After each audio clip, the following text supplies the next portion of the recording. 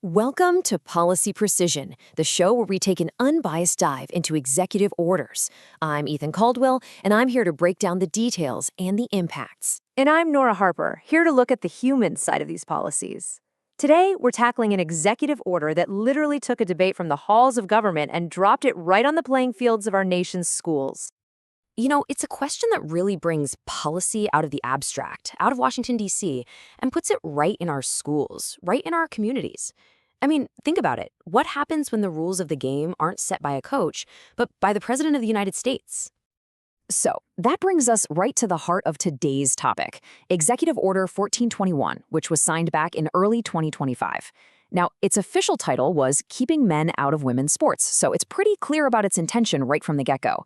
But to really get a handle on its power, we first have to talk about what an executive order actually is. Okay, so basically, an executive order is a directive from the president that carries the full force of law. It's mainly used to manage how the federal government operates. And here's the key thing. It's an incredibly powerful tool because it lets a president enact policy without having to go through Congress. And this particular one, it was aimed squarely at school sports. All right, let's get into the nitty-gritty. With any policy, the real impact, the real power, is always in the specific language.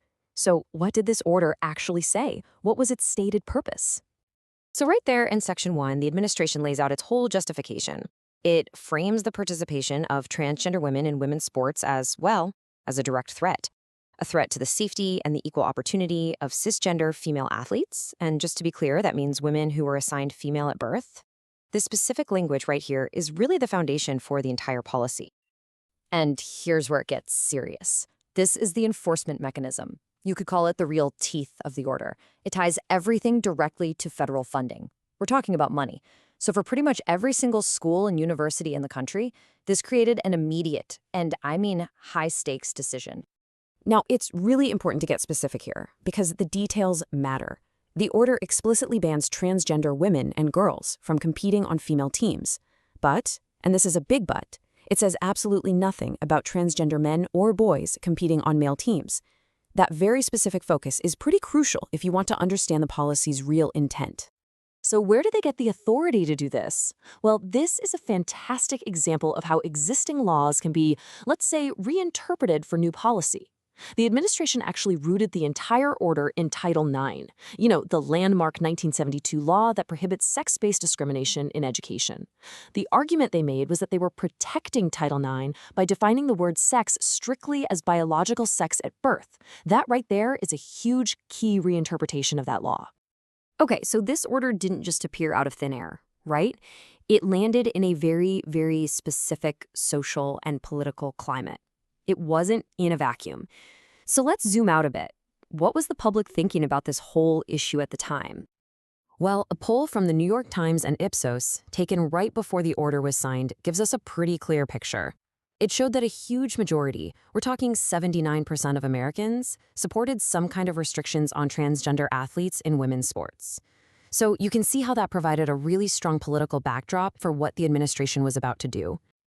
And at the same time the executive order was being worked on, a really similar battle was happening over in Congress. The House actually passed a bill, the Protection of Women and Girls in Sports Act, that would have made these same restrictions into federal law. The debate was intense. Proponents were saying it was all about protecting equal opportunity, but opponents were raising red flags, warning it could lead to harassment, even invasive gender checks for young athletes. In the end, the bill just couldn't get the 60 votes it needed to pass the Senate. And that failure, right there, is exactly why the executive order became such a powerful and significant move. All right, so that brings us to the aftermath. The order gets signed, and the consequences were immediate. They were tangible. All of a sudden, institutions and individuals had to respond, and they had to respond fast. And the reaction was just split right down the middle. On one hand, you had the NCAA, which is, the big governing body for college sports. They announced they would comply, even praised the order for creating a clear national standard. But then you had places like California, where state-level athletic federations basically said, nope, we're following our own state laws, which actually protect the rights of trans athletes to play. This immediately set up this huge conflict between federal policy and state law. And this is where the impact got really personal really fast.